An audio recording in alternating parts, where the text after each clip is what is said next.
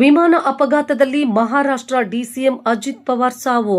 ಮಹಾರಾಷ್ಟ್ರದ ಬಾರಾಮತಿಯಲ್ಲಿ ವಿಮಾನ ಅಪಘಾತ. ಮಹಾರಾಷ್ಟ್ರದ ಉಪಮುಖ್ಯಮಂತ್ರಿಯಾದ ಅಜಿತ್ ಪವಾರ್ ರವರು ವಿಮಾನ ಅಪಘಾತದಲ್ಲಿ ಸಾವಿಗೀಡಾಗಿದ್ದಾರೆ.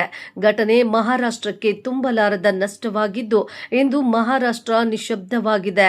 ಅಜಿತ್ ಪವಾರ್ ಅವರು ಬಹಳ ಒಳ್ಳೆಯ ಕೆಲಸಗಳನ್ನ ಮಾಡುತ್ತಾ ಬಂದಿದ್ದು, ಅಲ್ಲಿನ ಜನರ ಮನಸ್ಸನ್ನು ಗೆದ್ದ ನಾಯಕ ಅಂತ ಮಹಾನ್ ನಾಯಕರು ದಾರುಣವಾಗಿ ಸಾವನ್ನಪ್ಪಿದ್ದು, ಅಲ್ಲಿನ ಜನರಿಗೆ ತುಂಬಲಾರದ ದುಃಖ ಉಂಟಾಗಿದ್ದು, ರಾಷ್ಟ್ರವಾದಿ ಕಾಂಗ್ರೆಸ್ ಪಕ್ಷಕ್ಕೆ ತುಂಬಲಾರದ ನಷ್ಟ ಉಂಟಾಗಿದೆ. ಅವರ ಕುಟುಂಬಕ್ಕೆ ಹಾಗೂ ಮಹಾರಾಷ್ಟ್ರದ ಜನತೆಗೆ ಆ ಭಗವಂತ ಸಹನೆ ಶಾಂತಿಯನ್ನ ಕೊಡಲಿ ಎಂದು ಆ ಭಗವಂತನಲ್ಲಿ ಪ್ರಾರ್ಥಿಸೋಣ. ಅಜಿತ್ ಪವಾರ್ ಅವರ ಜನ್ಮ ದಿನಾಂಕ ಜುಲೈ 22, 1959. ರಾಜಕೀಯ ವೃತ್ತಿ ಜೀವನ. ಅಜಿತ್ ಪವಾರ್ ಅವರು 1991ರಿಂದ ಬಾರಾಮತಿ ವಿಧಾನಸಭಾ ಕ್ಷೇತ್ರದಿಂದ ಶಾಸಕರಾಗಿ ಆಯ್ಕೆಯಾಗಿದ್ದಾರೆ.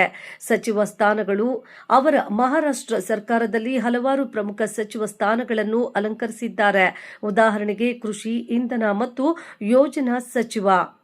ಪಕ್ಷದ ನಾಯಕತ್ವ. ಅಜಿತ್ ಪವಾರ್ ಅವರು ಎನ್ಸಿಪಿ ಪಕ್ಷದ ಹಿರಿಯ ನಾಯಕರಾಗಿದ್ದರು ಮತ್ತು ಪಕ್ಷದೊಳಗಿನ ಒಡಕಿನ ನಂತರ ತಮ್ಮದೇ ಆದ ಬಣವನ್ನ ಮುನ್ನಡೆಸಿದರು.